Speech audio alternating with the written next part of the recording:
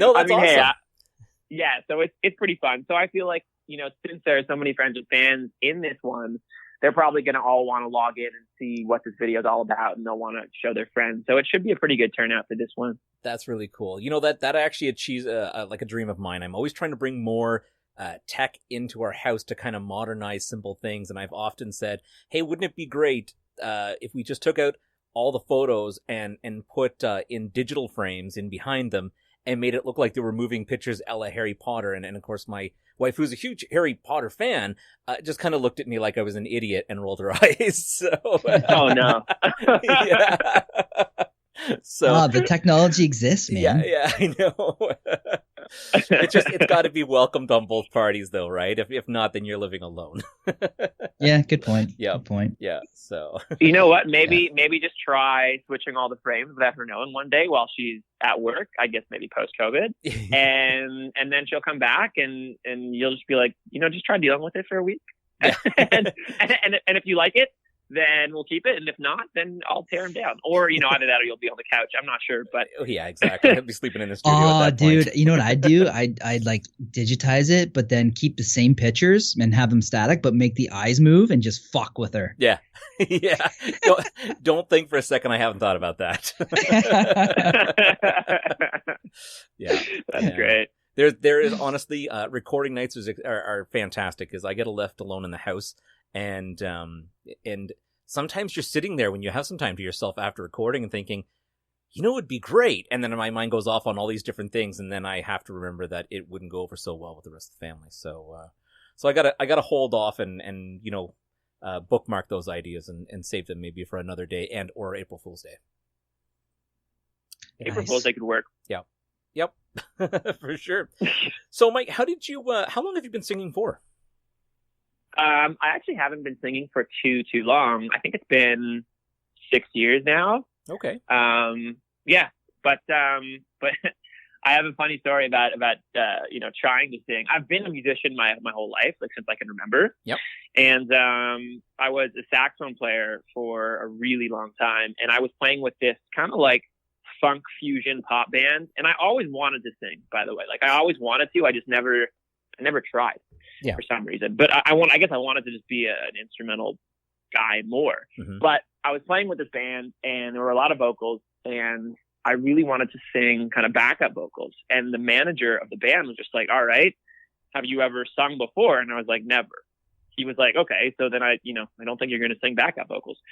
So I said, "Well, what if I try to learn the parts?" Because I had a week where I had to learn the music, and we went up to a farm and spent like 12 hours a day learning these songs. And I was like, well, we're going to have 7 long days to learn these songs. What if I try to sing in those 7 days and then come back and try it on a show? And the manager gave me a shot. And the parts that I was singing, like, bear in mind, were not even the first background parts, right? Like, they were the second background parts. They were so buried. And I played the gig. And after the gig, the guy came up to me and was just like, Mike, you're not singing background vocals anymore. We've moved you to second background vocals. Oh yeah, no, not even. They kicked me off. I know. Background vocals.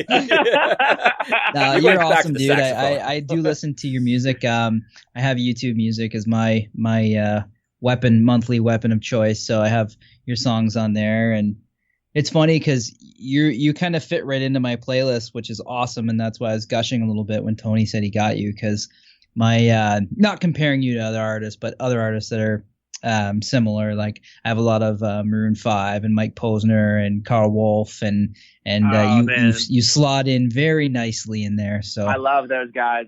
Love those guys. Man. Yeah. Look at that. You're up on Maddie's playlist with the rest of them. That's that. Yeah, I mean, who's Adam Levine anyway, man? Right? Yeah. That's true. And I actually look at it and like I know for you, you don't know a little bit about Maddie, but Matt's a musician himself.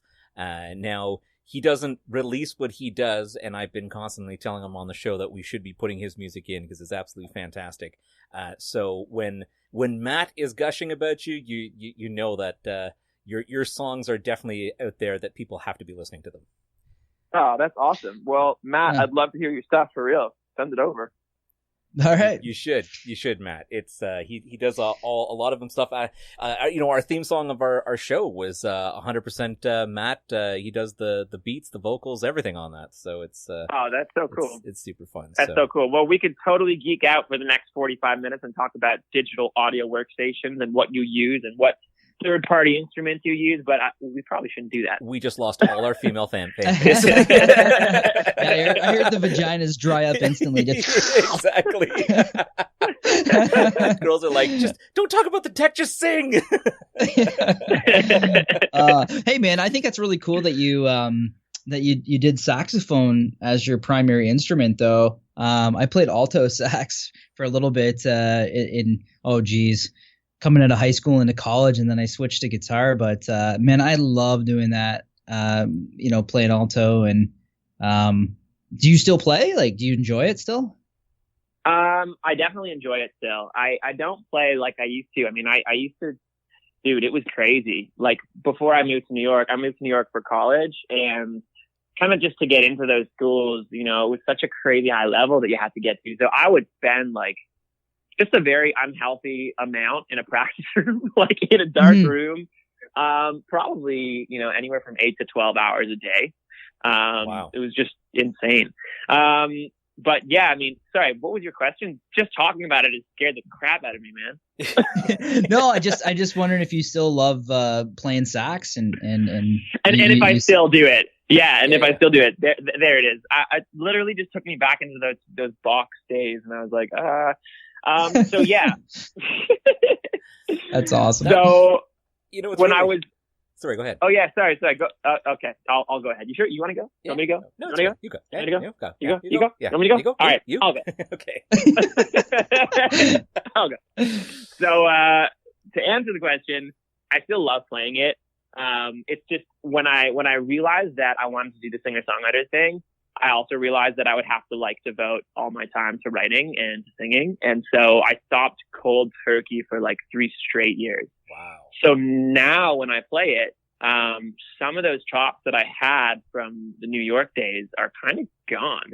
And I feel like if I were to spend a couple of weeks, practicing those types of hours again, I'd probably get them back.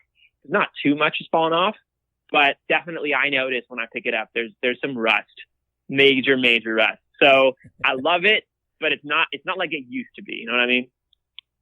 Nice. It's amazing. Man, that song New Thing by Red Foo, and he's got the saxophone solo in it, and it just every time I hear it, I'm just like, oh, I love this song just because of that. It's less jazz, more pop, but yeah. Sometimes there's just nothing like a good sax. I honestly, I feel it's the one thing that's being missed out of a lot of songs nowadays. I mean, the sax was heavy in the 80s and 90s, and then suddenly music just killed the saxophone. And I often actually will catch a song or an older song on the radio, and I'll turn to my wife and say, what happened to the saxophone? How come nobody plays the saxophone in music anymore? And so it's really interesting you said that was your instrument of choice, because that was you could have a guitar or a bass solo, but nothing dropped underwear like a saxophone solo. Also, nothing drops double XL underwear like a saxophone solo. Let me explain. There's a story. Oh yeah, there's a story. Yep. I was playing. I think it was. Yeah, it was Lollapalooza Festival in Chicago with a band called St. Lucia. And I was kind of the principal sax dude who would just walk out, wail on a saxophone solo, and then just leave. and I remember this one song, right? Just a sax dude. The song is called All Eyes on You. It was actually St. Lucia's, one of their biggest songs. And I came out to play the solo. And I started playing, and there I am. I mean, obviously I couldn't see it, but I was on a couple different jumbotrons. It's a pretty huge festival.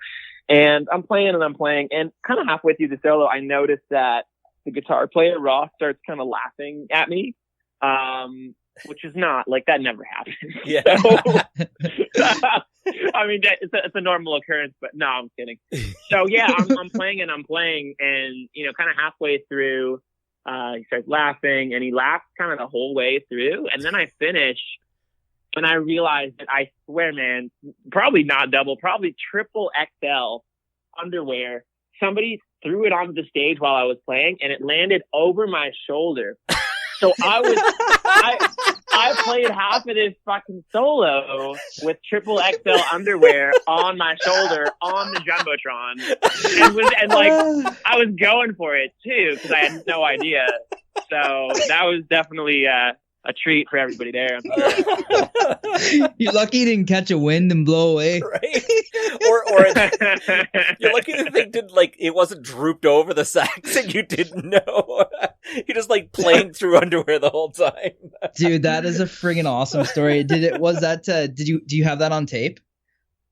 It's somewhere on the internet, actually. Nice. Jeez, my God! I thought Matt was gonna ask you if you kept the underwear. No. No, I didn't keep the underwear, guys. No, no. Honestly, sometimes when Matt jumps in, I'm just worried about the random things. I have no idea what you're talking about. Yeah. Okay. But yeah, definitely circling back, it is that instrument, when you play it, yes, you do drop some triple XL on these, but you also get so many people who are just like, oh, saxophone, just going crazy for it. Yeah. And I love that. And so, when I play live now, I still play, of course, but I would say I play sax once every maybe 5 songs, once every 6 songs. So when I do it, it's people are like, oh, he plays sax. And then they're like, oh, he actually plays sax. This is fucking awesome. So it's fun. It's definitely a fun part of the set. And I've actually taken it out into the crowd with a wireless mic before and just kind of mosh pitted with the saxophone. And it's pretty fun. That's awesome. That's awesome. The saxophone, only one upped by the flaming saxophone. So, get some flames blown out of that thing and one up yourself and play that in video. Yeah, I haven't done that yet. Yeah. Flaming saxophone, that's next on the list. Yeah. If you get harmed by it, that wasn't my idea. Yeah. Let me tell you, that doesn't go well if people are chucking underpants at you and they just burst into flames. So maybe I don't just think forget that's very sanitary either. Yeah. Well, I don't think throwing your panties on the stage is sanitary to begin with, but it doesn't stop people from doing it. Oh, no. Mike, you should next time you do a concert, you should throw your triple X panties into the crowd. Just give it back to the fans because you're not a big guy, right? So you should pull them at it that'd be just amazing. You have to do it. Funny. Yeah. Just a new pair of underwear tucked down the front of the pants and just whip them out. Just slingshot them out. So funny. So here's the question. Would I do it before I played the solo? Would I do it after the solo? Or would I wait until somebody throws a pair of underwear, see theirs, stop playing, take mine out and throw it back? Yes. Totally that. That is the one. That is the one. The problem if you do it before the solo. You never know when that's going to happen, right? So you're going to have to wear a triple X ladies' panties during every performance going forward. Yes. What do you mean you never know when that's going to happen? Every time it's going to happen. What are you talking about? Are you kidding? What are you kidding me? There's prepared and then there's over prepared. It's funny when you were talking about at what point do you do this? I feel like if you were to do it before you start the solo, people could just walk out because they'd be like, what the hell was that? What just happened? You could do it afterwards and that would get a chuckle, but nothing would be funnier than after someone throws them at you, you throw them back. Yeah, as you're making direct eye contact with the person that threw the first pair and winking. Take it out. Yeah, exactly. Yeah. All right, the idea is planted. That's it. Yeah, we'll be waiting for that show. Yeah. Instant subscribe if that happens. Yeah. That you know what, that would just go viral. It'd be even funnier than the pair that's landed on your shoulder at that point, right? It would be actually. That, you know what, that could be what takes me to the next level, guys. Yeah. I appreciate this. This is great. Just remember your friends here when it happens. Yeah. Oh man. Bruno Mars. So you mentioned your EPs tomorrow drops. Tomorrow. Yeah. What platforms? Everything. Yeah. That's beauty. Every platform, man. It's super exciting.